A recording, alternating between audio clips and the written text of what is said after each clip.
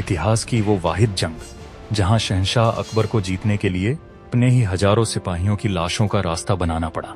ये कहानी है 100 फुट ऊंची पहाड़ी पर खड़े चित्तौड़गढ़ के किले की। अंदर 30,000 राजपूत और बाहर शहंशाह अकबर की लाखों की फौज। अकबर ने तोपें चलाईं, लेकिन गोले किले की ऊंचाई को छू भी ना सके। मुगलों ने सीढ़ियां लगाईं तो ऊपर से उबलते हुए तेल और भारी पत्थरों की वो बारिश हुई कि एक ही दिन में सैकड़ों मुगल लाशों में बदल गए। महीनों गुजर गए, अकबर की फौज बेबस थी। तभी मुगल चीफ इंजीनियर ने एक खूनी प्लान बनाया। साबात, मिट्टी, लकड़ी और बोरकने से बने ऐसे ढके रास्ते जिन पर मौत भी बेअसर थी। राजपूतों के तीरों के कहर के बीच साथियों की लाशों को कुचलते हुए हजारों मजदूरों ने 3 महीनों में ये रास्ता दीवार तक पहुंचा ही दिया। और फिर मुगलों ने जड़ों में टनों बारूद भर दिया।